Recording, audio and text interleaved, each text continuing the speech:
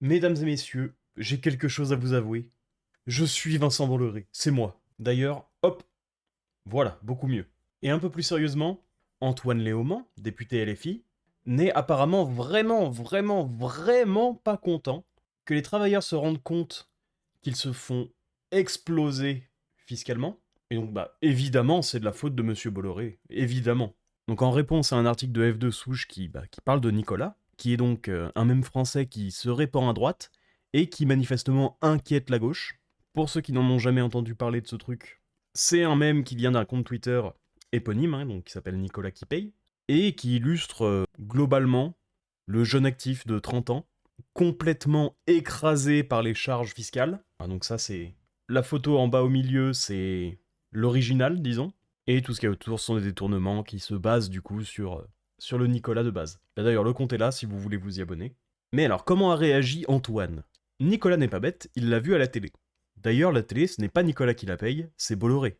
Et ça fait plaisir à Nicolas d'avoir une télé où on dit les choses. Nicolas trouve que les milliardaires sont trop taxés. Il l'a vu à la télé. Bon, Nicolas n'est pas bête, il l'est pas, mais suffisamment pour être apparemment complètement manipulé par la télévision. D'ailleurs, la télé, ce n'est pas Nicolas qui la paye. Ah bon? Première nouvelle, parce que peut-être que la redevance télé a disparu, mais en échange, les subventions, elles sont toujours bien là. Selon la Cour des comptes, la bagatelle de 4 milliards d'euros, en hausse de 5,5% entre 2023 et 2024. Mais ça, c'est de l'argent magique, la spécialité LFI. Ce n'est pas Nicolas qui paye, c'est l'État. Bon, qui paye l'État, ça faut pas le dire. Mais c'est l'État qui paye, c'est pas Nicolas, t'inquiète. C'est Bolloré. Alors pour le groupe Canal, oui, c'est Bolloré qui paye.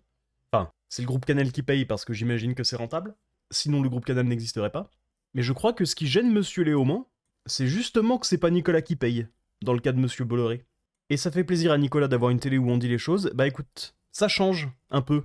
Nicolas trouve que les milliardaires sont trop taxés, alors rassure-toi Antoine, pas que les milliardaires. D'ailleurs, petite manipulation, parce que le centre de cette discussion, ça reste quand même la classe moyenne. Ceux qui étaient censés voter à gauche, fut un temps, il l'a vu à la télé, comme là-haut. Nicolas, il est pas bête, mais il est suffisamment con pour se faire manipuler par Bolloré. C'est bien joué ça, Antoine.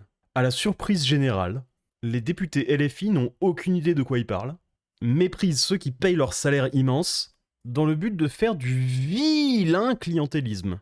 Très vilain celui-là. Et qui se voit mais à des centaines de kilomètres.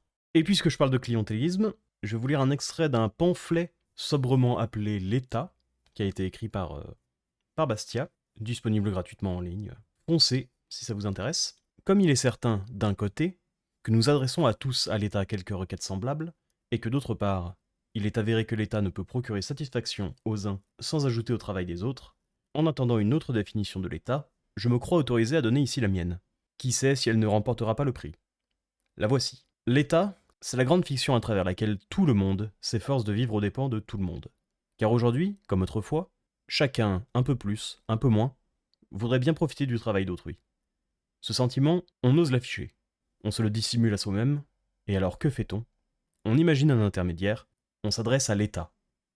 Et chaque classe, tour à tour, vient lui dire « Vous qui pouvez prendre loyalement, honnêtement, prenez au public, et nous partagerons. » Hélas, l'État n'a que trop de pente à suivre le diabolique conseil, car il est composé de ministres, de fonctionnaires, d'hommes enfin, qui comme tous les hommes, portent au cœur le désir et saisissent toujours avec empressement l'occasion de voir grandir leur richesse et leur influence. L'État comprend donc bien vite le parti qu'il peut tirer du rôle que le public lui confie. Il sera l'arbitre, le maître de toutes les destinées. Il prendra beaucoup, donc il lui restera beaucoup à lui-même. Il multipliera le nombre de ses agents, il élargira le cercle de ses attributions, il finira par acquérir des proportions écrasantes. Véritable visionnaire ce brave Frédéric. Et très rapidement, parce que j'en ai parlé il y a pas très longtemps de ce genre d'événement, mais bon, pour me répéter, chaque fête est devenue un prétexte pour casser des trucs et blesser des gens. Ça devient vraiment usant, ce genre de choses. On ne peut pas être libre si on n'est pas en sécurité. Si la vidéo t'a plu, n'hésite pas à t'abonner, à regarder une autre vidéo, à faire un petit passage sur la chaîne principale, à liker et à commenter.